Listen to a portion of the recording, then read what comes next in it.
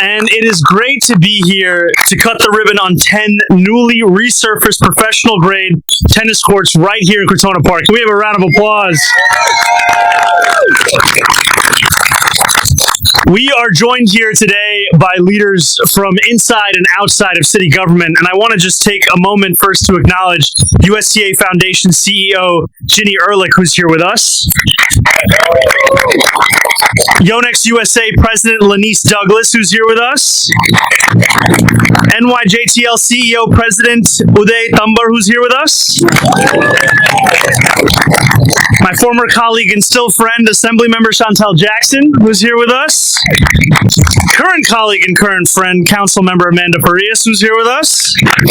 Our Bronx Community Board 3 District Manager, Etta Ritter, who is here with us. Also, our first Deputy Commissioner, Mark Folk from New York City Parks. And I want to just give a special shout out to Larry Leeds as well. Absolutely. Now, New York City is a town that moves fast and fights for every advantage. So it is only fitting that when people think of world-class tennis, they think of our city. From the more than 500 public courts and parks across the 5 boroughs to the more than 100-year history of the U.S. Open in Queens, the sport has been played, shaped, and transformed by New Yorkers from all walks of life. I'm thinking of New Yorkers like Mayor David Dinkens, who did not pick up a... We should have a round of applause for Mayor Dinkens. Mayor Dinkens, who did not pick up a racket until he was 40 years old. I think of the kids practicing their topspin and their volleys right behind me. I think of the athletes who grew up in Harlem and Queens and would go on to become some of the greatest players the sport has ever seen. Players like Althea Gibson, who learned by playing with her friends on a roped-off street on 143rd Street before playing on the courts of the Cosmopolitan Tennis Club in Sugar Hill, and who would later become the first black player to ever compete in and win a Grand Slam in 1956.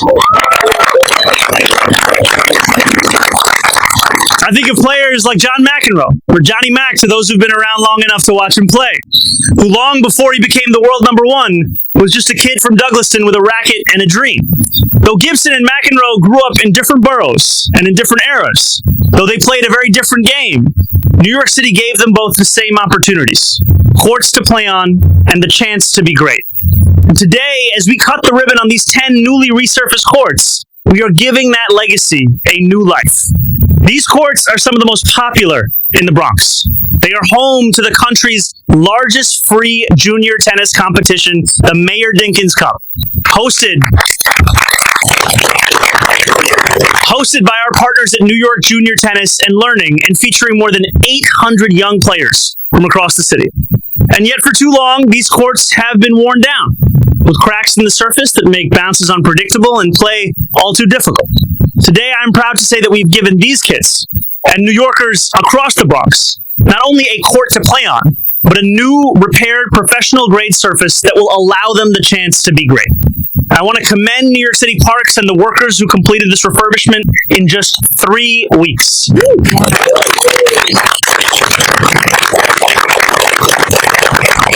I want to thank the USTA Foundation for their work to bring tennis into the lives of young people across the country, for their investment in coach training and professional grade courts like these, and for their partnership with Yonex that provided the grant that made today possible. And I'm deeply,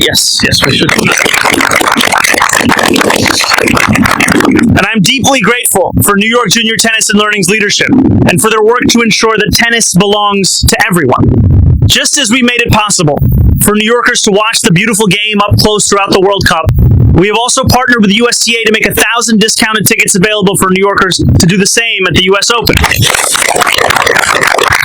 Now, those tickets went on sale about 12 minutes ago, and they're probably sold out. New York City would not be synonymous with world-class tennis if it were not for everything that the USTA does to make this sport accessible. I'm grateful for their partnership in this effort and for their work to ensure that every New Yorker has the opportunity to watch the world's greatest players perform on the world stage. Because whether you're watching or whether you're playing, there is no doubt about it. It is the season of tennis here in New York City. And we want the 12-year-old who is awed by Alcaraz's signature drop shot or Sabalenka's serve in the night match to be able to come out here the next morning and to try it themselves. We want seasoned players and amateurs alike to know the satisfaction that comes from hitting on a high-quality court, one without a sagging net, without dead spots, without weeds growing on the service line. And we want all New Yorkers to be able to share in the magic of tennis as they watch and play the game that they love. Thank you all so much. And thank you to everyone who made this possible. All right, no on topic. We'll go to on topic. Well, you were first up, so Dan, we'll go with you to start for off topic. Thank you. 1 second, I'm just getting a microphone.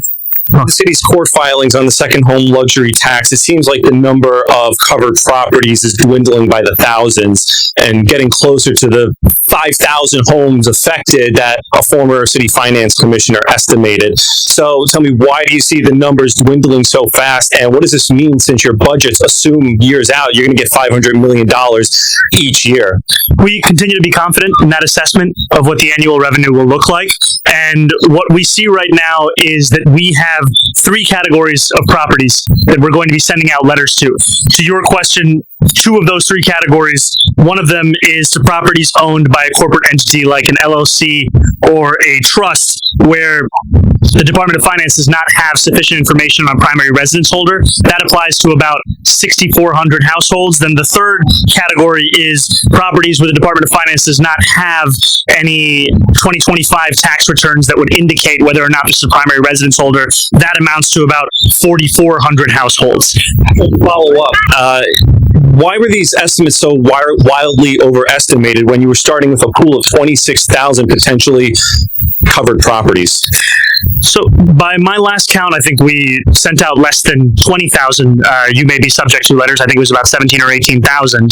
And at the time that we sent those out, we did not have access to the 2025 income tax filings. That is something that is typically released in February of the next calendar year. The state has now provided us with early access to those filings, and that's what's informing these 3 categorizations of the letters. Thank you. We've got time for a few more. We're going to go with Heather. Hi, Mayor. How are you? You can name your favorite tennis player before you ask the question. Oh, no. Serena Williams. I need to brush up on my tennis. I apologize. Okay, so completely different topic, but right now the NYPD is searching for Jesus Acosta, who's wanted for a robbery and murder in a bodega here in the Bronx. He was also connected to a homicide in Brooklyn. The Bronx DA confirms that he has 5 local arrests, and there's also a report showing he was paroled in April after a 10-year sentence for a subway shooting. Do you think that there should be more harsher penalties to keep people with records like this behind bars, or should there be more coordination with the state and local courts in order to ensure people like this aren't getting out on parole and causing more mayhem in the city? Well, I think first and foremost, we know that when the NYPD makes something a top priority for them, it is something that they put every single resource that they have towards it, and I'm confident in their abilities of being able to find him. And what this speaks to is the importance of public safety, and to me, every day is an opportunity for us to do more. We're proud of the fact that we're reducing shootings and murders to the lowest levels in recorded history in our city, and we also know that there's always more work to be done, especially as we're speaking about this in the Bronx, where we know in recent weeks we've seen the kinds of shootings that have torn families apart, and frankly entire neighborhoods that are still shattered by the loss of the young people that has been stolen from them. So this will continue to be a top priority for us. And then really quick, secondly, City and State is reporting that some childcare providers have not received the advance funding from the city and DOE ahead of the first day of school, and they're having to take out loans and dig into their own pockets in order to be able to open on September 10th. Do you have any explanation for the delays, or when these providers will be able to see those funds come in? So this is something that is a top priority for our New York City public school system, is to put significant additional resources towards the registration of these early childhood education contracts, and to ensure that every single provider is ready for the first day of school. And that both includes whether their contract will be registered or whether they'll be provided with an interest-free loan. Great. And then we're going to go with Catherine, then Chris from CBS. Hi, Mr. Mayor. Hey, how's it going? Good, how are you? Favorite tennis player? Coco Gauff. All right. She just recently won, I think, a tournament. Yes. Right? Yeah, good one. Good one to keep an eye on.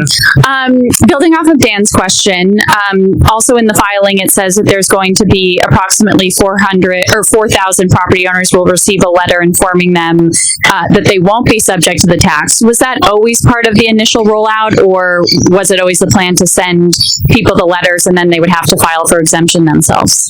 The plan always was that we wanted to give New Yorkers enough time to ask any questions that may come to mind, to appeal for an exemption, and that is part and parcel of why we hired dozens of additional civil servants to be able to actually reach out to those New Yorkers to field those kinds of questions, and that we changed the business center such that they could actually accept any questions in person wherever they were in any one of the 5 boroughs. And so, yes, there have been a number of New Yorkers who have filed for exemptions. We have about 3,000 of which have been accepted thus far, and we will continue that process until October 6th. And then after that point, if New Yorkers still want to appeal an assessment, they can still appeal to the tax commission until early next year. But were the letters saying that they'd be exempt from the tax always part of the rollout, or did that come following the court?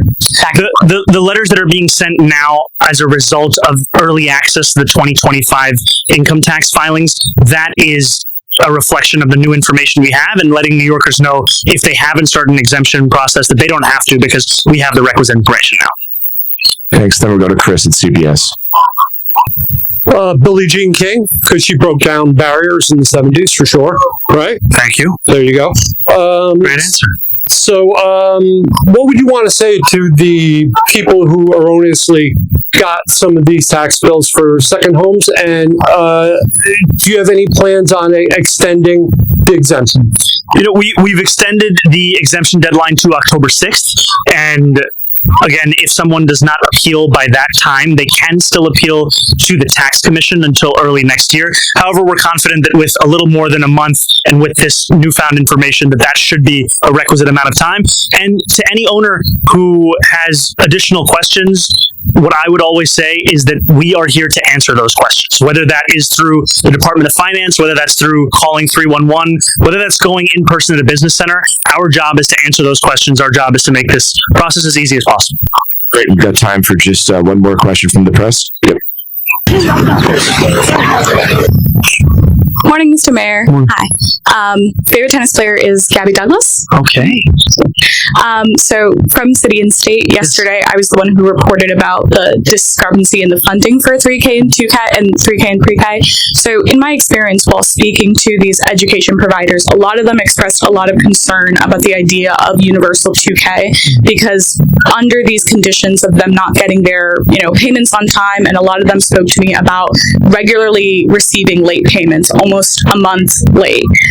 And so they said they spoke to you in February and kind of discussed their concerns regarding, pay parity and how a 2K rollout is supposed to go forward under this, current condition of not being able to get properly funded for 3K and pre-K. So, under these recent experiences, I guess, what would you say about your impending 2K rollout? Well, first, what I want to say is thank you to these childcare providers, because they are such a critical part of what even makes universal childcare a possibility in our city. And in that time that I spent with them, what I also heard from them was the importance of the city being responsive to the variety of needs that they have. We made the decision to invest tens of millions of dollars in additional funding for a better contract for many of these providers because they hadn't seen an update to that contract for many years, while a lot of their costs had been going up. We also made the decision to create a grant fund for childcare providers who are in need of immediate financial assistance, and the absence of that could force them to go under. And this is all a reflection of the fact that we don't have this childcare system without these providers, without these childcare workers, and we're also not going to accept what has been the standard from the city over the last many years of these kinds of delays, and that's why this is a top priority for us to both fix this for now and fix this for the future as well. For providers in the immediate who are looking like a September 10th opening is not possible for them, they can't pay their teachers, they can't pay their custodians to open the schools, they can't afford the meals that they have to give the kids mandated. What is a solution? Because right now it seems like the bridge loan is the only solution. A lot of them have not seen a response yet for their application for a bridge loan. we have made this very clear that this is a top priority internally, and New York City Public Schools will be pursuing that, whether it means through the registration of those contracts expeditiously or it means through the provision of an interest-free loan, because these providers should have all the resources they need to start school and start providing what, frankly, is an essential service for so many families across the city. Thank you. That's all the time we have for today.